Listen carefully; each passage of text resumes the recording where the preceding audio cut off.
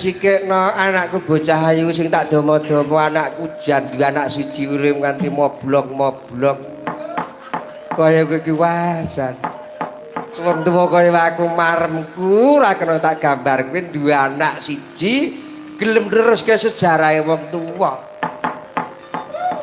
ya kaya ngono kuwi tak jaluk jan kowe iki jan tenan tak domo-domo tenan ya mak anopo mak ngene ya nak mula kowe karo aku tekan kene iki ayo padha omong-omongan luwih dhisik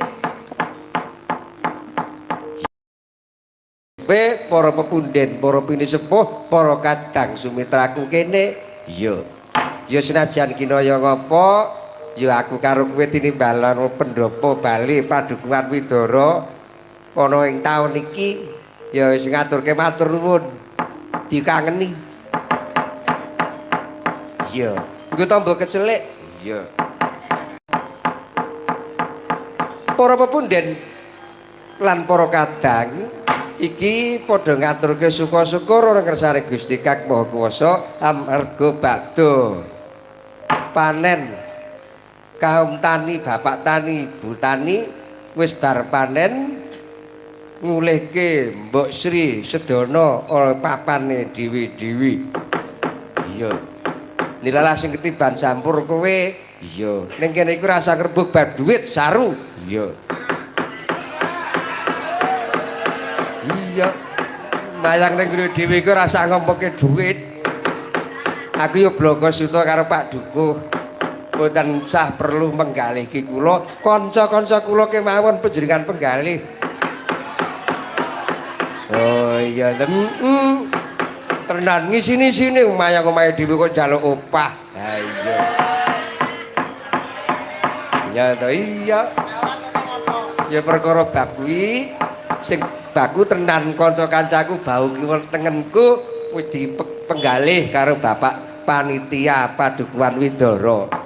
Ya ora ketang sak kuku ireng aku ya sumedya caos bebantu ora ketang jeming nggonku mbantu ki nganggo bau arep bantu liyane ora iso. Oh ngono lha iya ya muga-muga lekase para kadang sumitraku kene iki Bathara tansah ngijabahi tinebena godha rencana kari ngarep-arep tumurning wahyu lan rejekine ngono. Iya.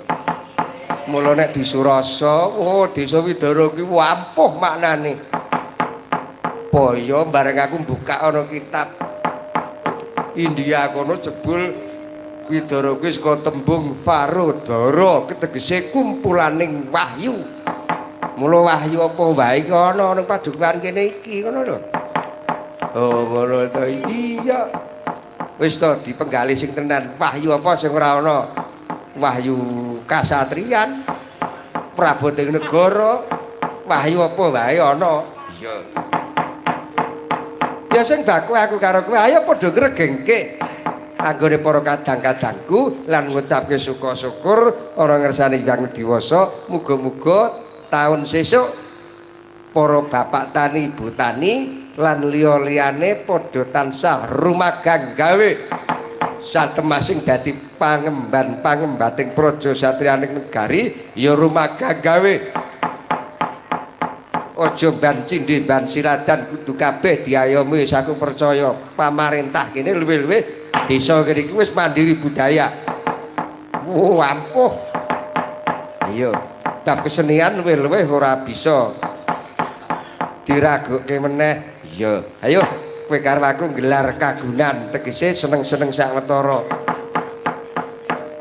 Kanca-kanca komplit racak nom-nom kabeh. Sindene ana 4. Hehe. Aku tak nepungke saka anakku tengenku iki sapa iki wah jarling grenu. Ayo asmane sapa? Sugeng dalu Mbak Limpo Mbak Cangi. Nggih sugeng dalu Bapak Ibu. Nderek pitepangan kula Rani. Rani? Nggih.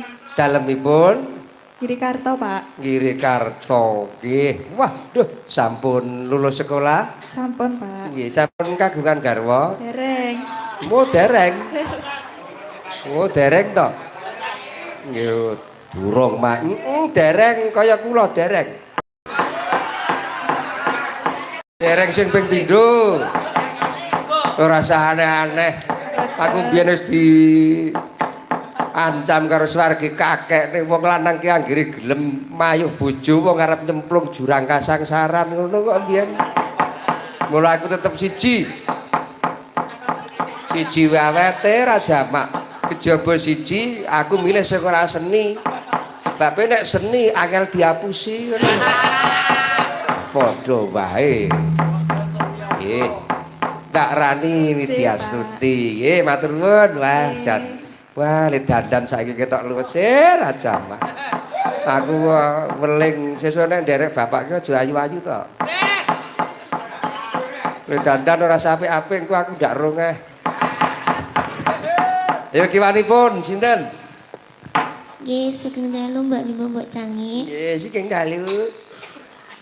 Derek Pitepangan nami kula Tiwi. Tiwi sapa? Tiwi Ika Lestari. Ika Lestari. Tesih sekolah? Tesih Kelas pira? kelas kali SMA. SMA. Wah, gini yo isik kelas loro SMA. Seneng dadi sinden? Nggih. Aku weling nek seneng dadi sinden kudu sing tetek imane. Aja gampang miyur, aja gampang kepencut karo rembug manis wiyaga. Sebab wiyaga iki tenan, nek ngrayu medeni. Nek srawung karo aku kuwi aman ngono lho. Sebab wiwit taun 95 sepure urung tau kok nek bapakmu kuwi duwe kasus karo sinden iku ora tau kok. Tenan kuwi. Mula nek srawung karo aku aman, ning nek karo wiyaga aja. Latihan yo latihan sing tenan. Nek ora latihan yo ora latihan, aja ora latihan ngaku latihan bahaya. Awas gue ngeyel pejet tenan gue. Iya. Nggih, kiwanipun Bu? Nggih, sugeng dalu Mbak Yuli Mbak Yu Canggih. Nggih, sugeng dalu. Derek nepangaken nami kula Suyamti. Mijil saking Klepu. Klepu Giriwungu. Giriwungu Pejaten. Nggih. Nggih, Klepu sampun kagungan garwa ta menika? Alhamdulillah sampun. Nggih, alhamdulillah. Kiwanipun, lah iki role iki. Nggih, wilujeng dalu Mbak Yu Canggih. Nggih, wilujeng dalu. Nggih, nderek nepangaken nami kula Tunjun Sekar. Wah, Tunjung Sekar saka Kaendran iki. Nggih, saking Kayangan. Anak Bathara Wendra iki Tunjung Biru. Kula saking Bantul kemawon. Bantul pondi tenane. Kula nang ndi-ndi men Sultan. Lah, rak ngono sing cetha to. Nggih, pokoke teng pundi wonten mawon. Oh, lah nggih Bantul. Sing penting dikring terus budal ngoten. Nggih, aslinipun rak Temanggung Parahan Kedhi to. Nggih. Waduh saka Temanggung Parahan nek ora tresno karo kowe aku ora kelakon. Kangen kula. Nggih, sing dikangeni napa ming kula kowe ora ngangeni. Lah niku wau sing meni siji ning kono, siji ning kene ngoten niku lho. Oh. Ya aku rak tembang nek aku ya ora. Nggih Mbak Tunjuk, nggih sampun kagungan garwa putra. Nggih, sampun.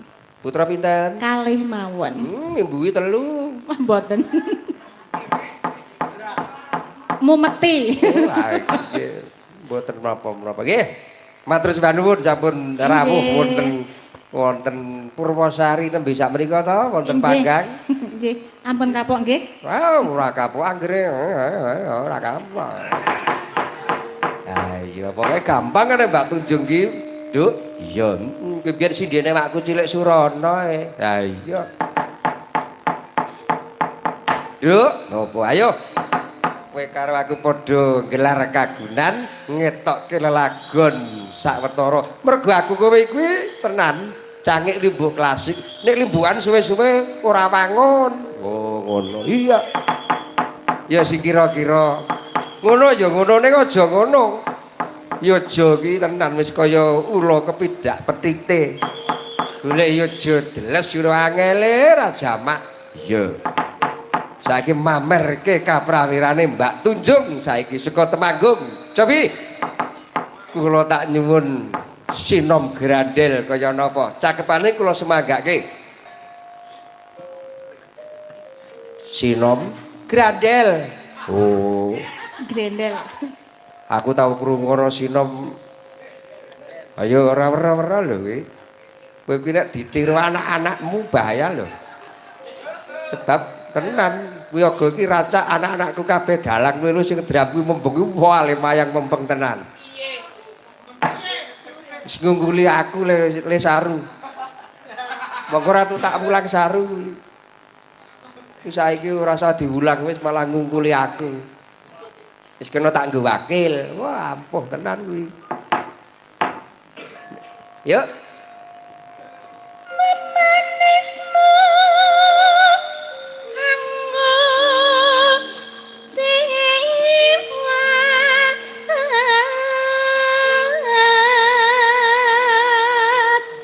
Ayo digatekke Ran. Ki sinom apa?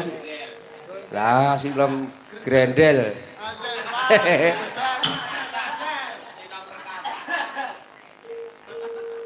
Gawe rucit ping kalih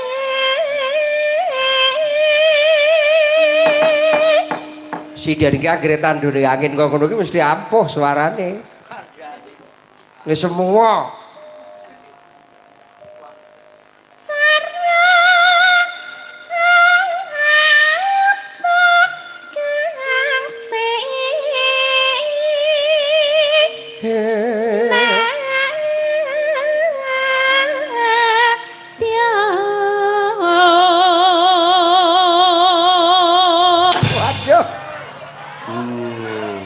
Suara kok kaya mengkono. Iya, jan tenan. Mula tak gadang sesuk anakku wedok kuwi suarane men gemelontor kaya ngono kuwi kok. Wah, jan. Agar suarane kok ngono kuwi kondiang. Iya. umpamamu duta rohmi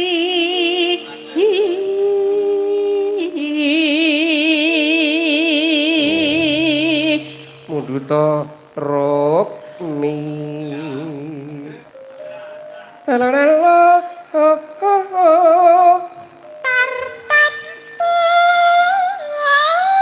awas lho, aja kleru lho iki.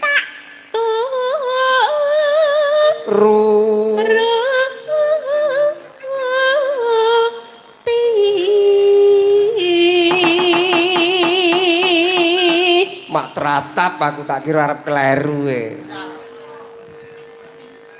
Ibarat wong numpak perahu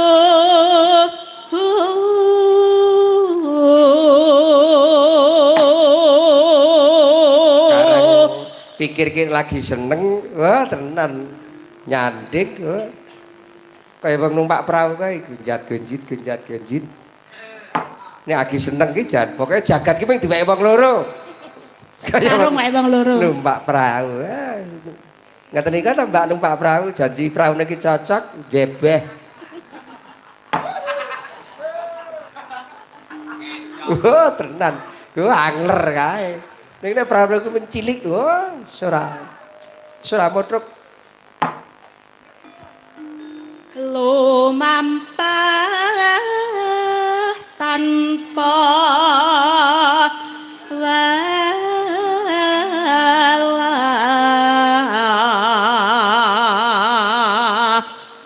Ing batyane ing matyane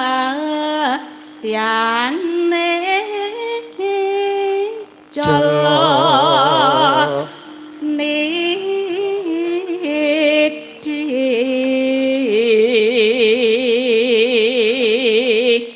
temah ayo temah gunjing anggen ning pakulingan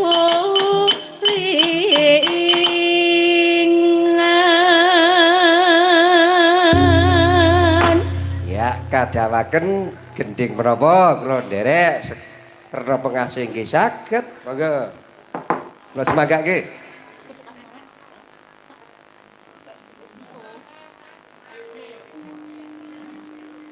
Rujak jeruk.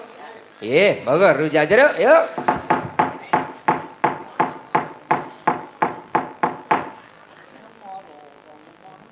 Kok geder, yuk, yuk kena.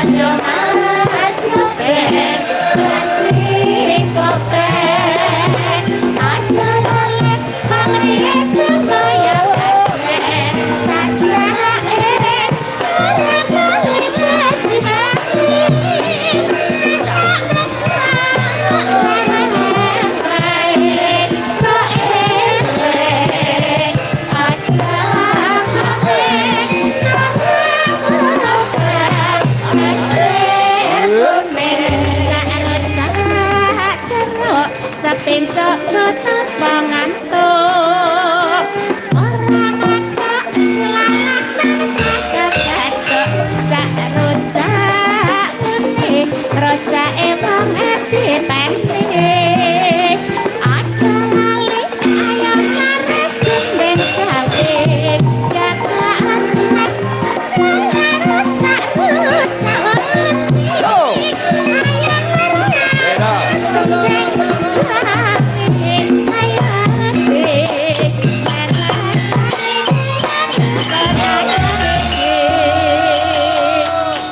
Karena pengasih ki mau dulu diganti rujak jeruk iya suwe-suwe geropak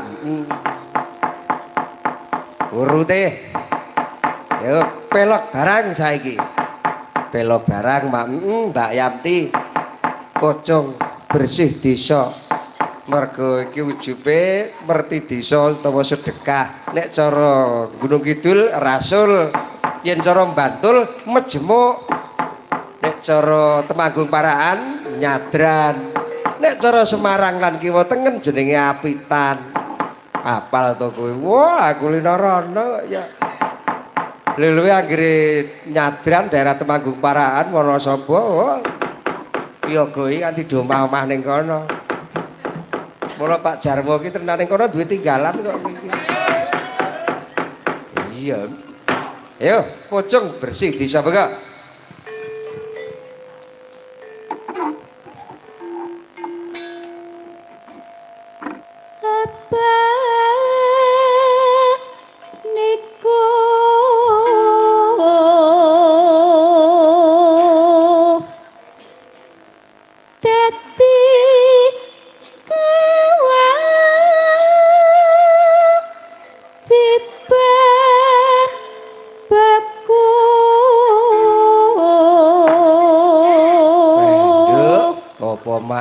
aku bareng ngerti dhewe wah jan para lenggah anggone ngadi busana langkep kejawen monggo ya jangkep nganggo keris branggah lan gayaman branggah nek cara yoja ki branggah ora ladrang ki duwe wong Solo nek yoja branggah ya lan bengi ki kudu ringgit Wasucal bengi ki ringgit Purwa oh iya ya jadi semua iya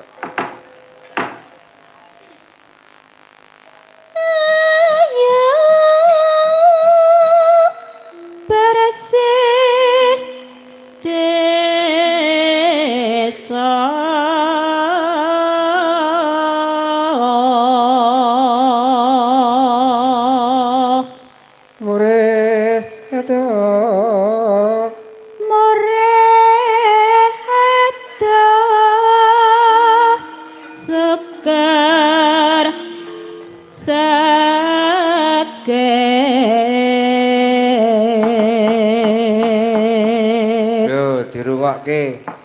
nek syukur karo sakit ora klithah-klithih. Diomongi syukur sakit kok klithah-klithih. Yuk. Lihat-lihatku mandang karya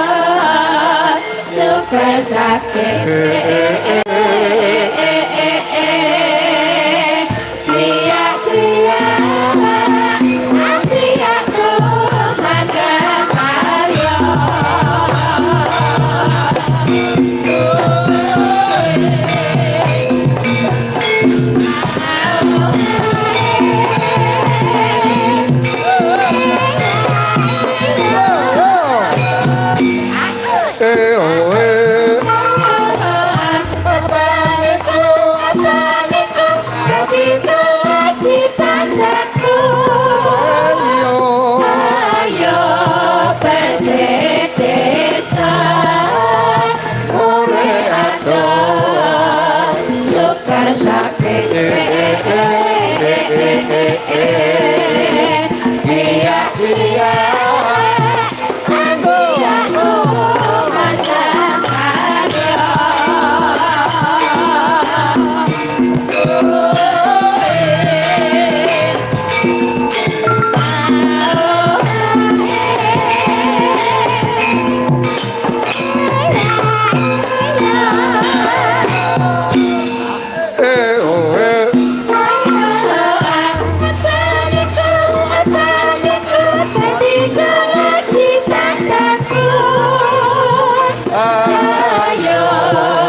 Indonesia Korea Super sakit Lihat Lihat tuh mandangkan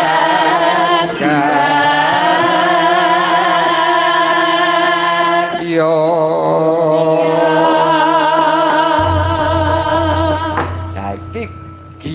giyak angliak tumandang karya tembang apa gimana kuwi apa kuwi 100 dengkulmu melacot kowe anggere metu jedul sing tak isari mung kuwi apa kuwi akhir petas ming kuwi apa kuwi kuwi bliru suaramu wadek kula wis le mempenge ra jamak iya mak ki mau pocong bersih desa saiki kiwane yuk urute ayo nok wi tenan sing tak gadang bojone dalang tenan kok si anak wedok iki pancen tenan kok iki wis tak kok wis tak omongi kok iki wis ipil-ipil bendrat sesuk tukake bendrat lha malah membengi wis diklumpuk-klumpukke mengesuk wis apa karo aku kula klumpukke kok Pak aja kula tukokke bendrat no bendrat gudiken ya gubek asmara ya iki sing gampang-gampang karang bocah urung duwe dosa Langsung mamat nggih, Pak. ora nggo pemanasan apa? Mboten lebih serak niki. Oh, mboten. Nggih. Nggih. Niku dibawani Wiraswara mawon. Wiraswara saged. Nggih, monggo Pak Wiraswara. Coba Mas Kartijo. Ayo, Jo. Wah, kancane le apa? Ayo, Jo. Wah, kok le kasare ra jamak. Mulane orane yo gila.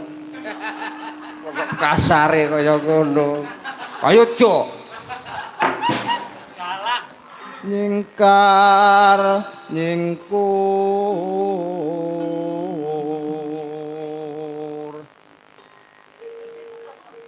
wiwitane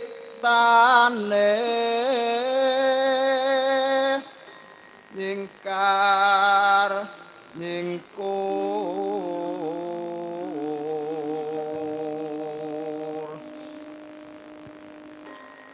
ling samyan kemutan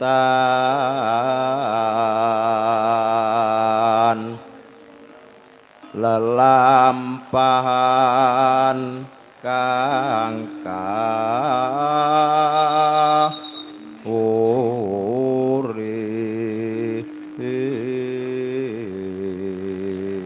Mas iki kono pas wiramane dangdut jaiponge tampil wah jaiponge isih jan sik bocah cilik barang putuku ki pintere kaya mbae ayo tresna tulus nadyan engku buk asmara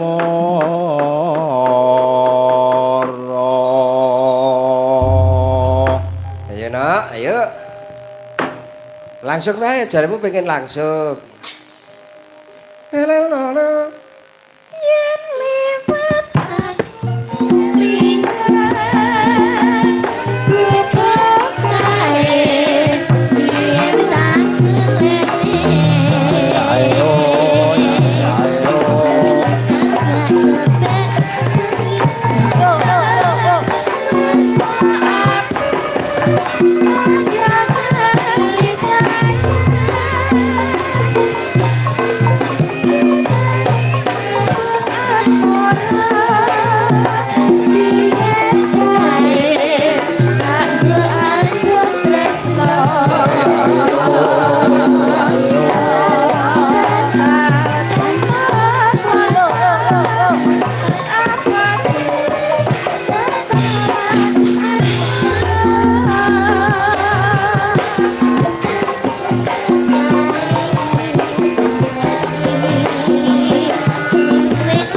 Yeah.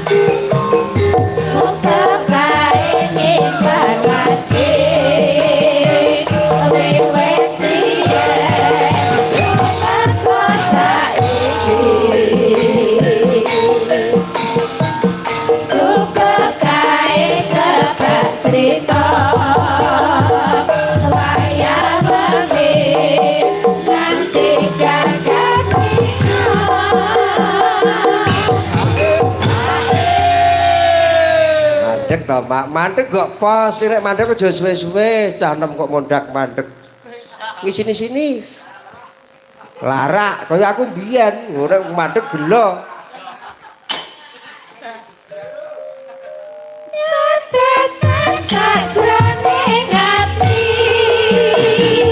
kata nuntut saya ngarepake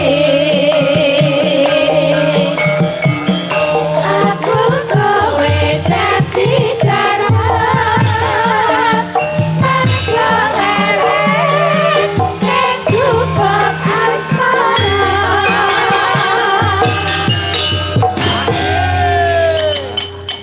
Mau gubuk asmara, wah. Pengendake jaipong isih bocah ning wis tangane antep kaya mbahne. Ya aku ling pinter kaya mbahmu. Ning pintere ling kendang lho aja pinter liyane lho. Nek pinter liyane awas. Pejet tenan kowe. Yo Mbak Rani, saiki gilirane ayo. Wah. Ya Slendro wae iki tak duetke karo anakku lanang Gading. Jajal kaya apa jare Gading iki kondange pinter apa-apa. Ning jajal saiki tak duetne karo sinden Mbak Rani tenan. Nek apik, oh sesuk tak rabekke sinden. Ning nek ora apik awas. Lakon tak ula-ula dawa kowe. Slendro ayo rondo kempling ayo. Rondo kempling.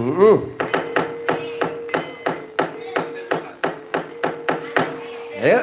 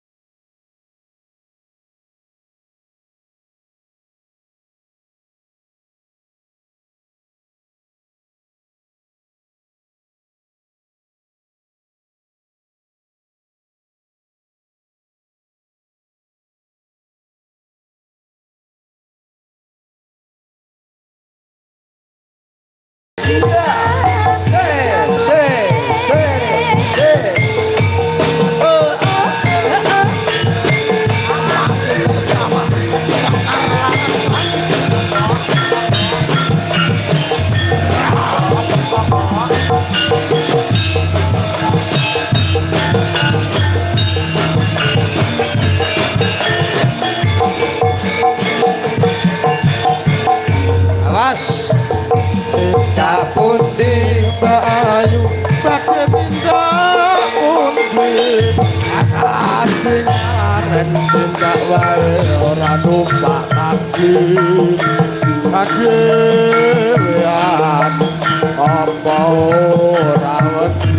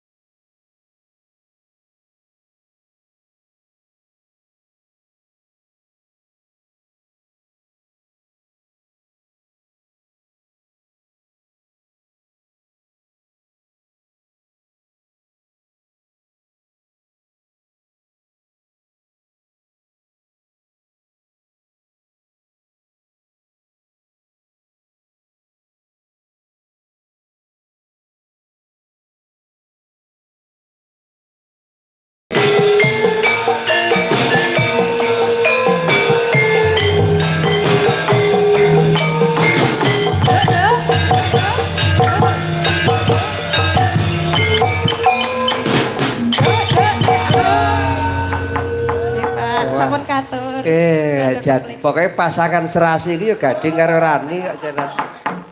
Pokoknya jan cocik tenan iki. Wah, Sadi. Sadi tenan wis tata-tata iki kudu ngrabekke iki.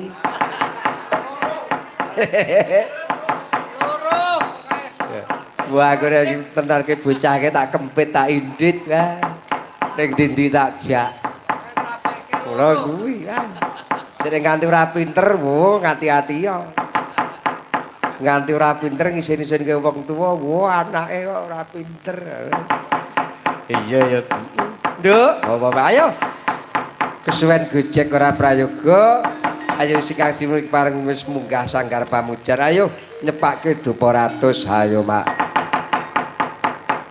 Kuku sing dupa kumelun ngenengken tiasa ngopeke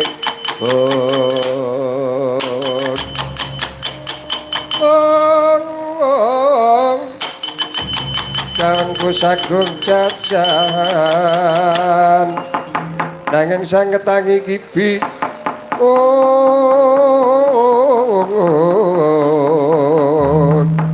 sang resikane putra tumurun saking wiyadi